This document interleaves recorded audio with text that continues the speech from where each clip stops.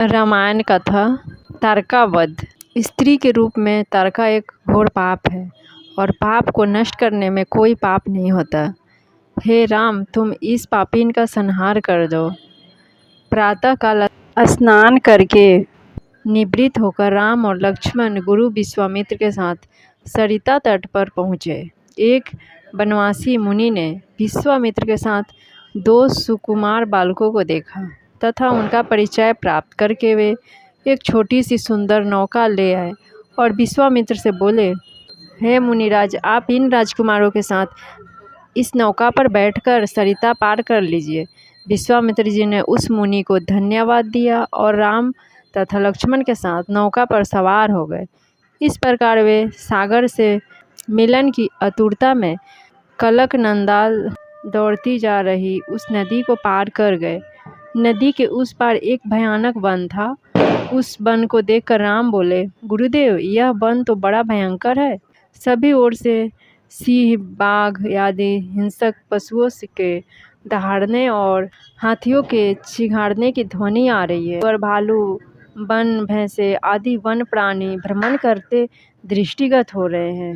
वृक्षों की सघनता के कारण सूर्य का प्रकाश इस वन के भीतर घुसने का साहस नहीं कर पा रहा है और इसी कारण बस चारों ओर अंधकार हो रहा है। इस अति दुर्गम वन का क्या नाम है?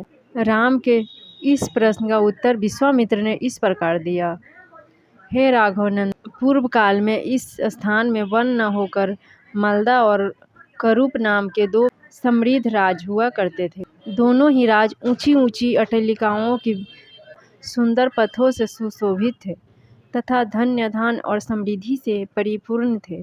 दूर दूर के व्यापारी यहाँ पर व्यापार करने आया करते थे, किंतु तारका नामक एक यक्ष कन्या ने उन दोनों राज्यों का विनाश कर दिया।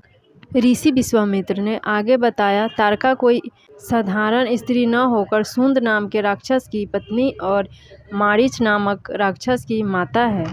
उसके शरीर में 1000 हाथियों के बराबर बल है और वह अत्यंत पराक्रमी और शक्तिशाली है। इस प्रदेश को नष्ट करने के पश्चात तारका ने अपने पुत्र मारीच के साथ मिलकर यहाँ के समस्त निवासियों को मारकर खा डाला। अब उनके भय से यहाँ 2-2 कोस दूर तक किसी मनुष्य की परछाई भी दिखाई नहीं देती। भूलवश यदि कोई यहाँ आ भी जाए तो जीवित नहीं लौट पाता। उसी तारका का संहार करने के लिए ही मैं तुम्हें यहाँ लाया हूँ। राम ने आश्चर्य से पूछा, गुरुदेव, स्त्रियाँ तो कोमल और दुर्बल होती है, फिर तारका में 1000 हाथियों का बल कैसे आ गया? ऐसा प्रतीत होता है कि अवश्य कुछ न कुछ रहस्य है। विश्वामित्र बोले, वस्त तुम्हारा कथन सत्य है और वास्तव में इसके पीछे एक रहस्य है। सुकेतु नाम का एक अत्यंत बलवान यक्ष था। वह संतानहीन था, अतः संतान प्राप्ति के उद्देश्य से उसने ब्रह्मा जी की कठोर तपस्या की। उसकी तपस्या से प्रसन्न होकर ब्रह्मा जी ने उसे संतान होने का वरदान दे दिया। परिणाम स्वरूप तारका का जन्म हुआ। सुकेतु के द्वारा तारका के अत्यंत बली होने का वर मांगने पर ब्रह्मा जी ने उसके शरीर में 1000 हाथियों का बल दे दिया।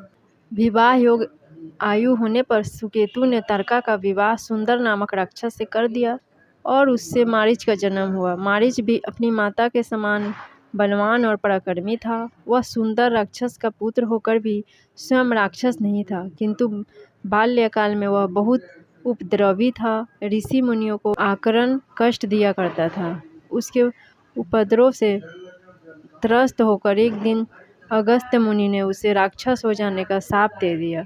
अपने पुत्र के राक्षस गति प्राप्त हो जाने से सूंद अत्यंत क्रोधित हो गया और अगस्त्य मुनि को मारने दौड़ा। इस पर अगस्त्य ऋषि ने शाप देकर सूंद को तत्काल भस्म कर दिया। अपने पति की मृत्यु का बदला लेने के लिए तारका भी अगस्त्य ऋषि पर झपटी। इस पर अगस्त्य ऋषि ने शाप देकर तारका के सौंदर्य को नष्ट कर दिया और वह अत्यंत कुरूप हो गई। अपनी कुरूपता को देखकर और अपने पति की मृत्यु का बदला लेने के लिए तारका ने अगस्त्य मुनि के आश्रम को नष्ट करने का संकल्प लिया है। अतः हे राम, मैं तुम्हारे आज्ञा देता हूँ कि तुम तारका का वध करो तुम्हारे अतिरिक्त इसका वध कोई भी नहीं कर सकता। अपने मन से यह विचार निकाल दो कि यह स्त्री है और स्त्री का वध मैं कैसे करूं। स्त्री के रूप में यह एक घोर पाप है और पाप को नष्ट करने में कोई पाप नहीं होता। समस्त संशय को त्याग कर मेरी आज्ञा से तुम इस पापीन का संहार कर दो। राम ने कहा, गुरुदेव, आपकी आज्ञा मुझे शिरोधार्य है। समस्त मानवों के कल्याण के लिए मैं अवश्य ही तारका का वध करूंगा। इतना कहकर राम ने अपने धनुष पर बाण रखा, उसकी प्रत्यंचा को कान तक खींचकर भयंकर टंकार किया। टंकार से ध्वनि उत्पन्न हो गई। समस्त वन प्रांत गुंजमान हो उठा। वन्य प्राणी भयभीत होकर इधर उधर भागने लगे। इस प्रकार की प्रत्याशित खलबली मची देखकर तारका क्रोध से भर उठी। धनुष ताने राम को देखते ही इस विचार से कि कोई अपरिचित कुमार उससे साम्राज्य पर आधिपत्य करना चाहता है, वह क्रोध से पागल हो गई। राम पर आक्रमण करने के लिए वह तीव्र गति से उन पर झपटी। तारका को अपनी ओर आते देखकर राम ने लक्ष्मण से कहा, हे सौमित्र, तार के वृक्ष जैसी विशाल और विकराल मुख वाली इस राक्षसी का शरीर कितना कुरूप है। इसकी मुख मुद्रा देखकर ही प्रतीत होता है कि यह बड़ी हिंसक है और निरीह प्राणियों की हत्या करके उनका रक्तपान करने में इसे बहुत आनंद आता है।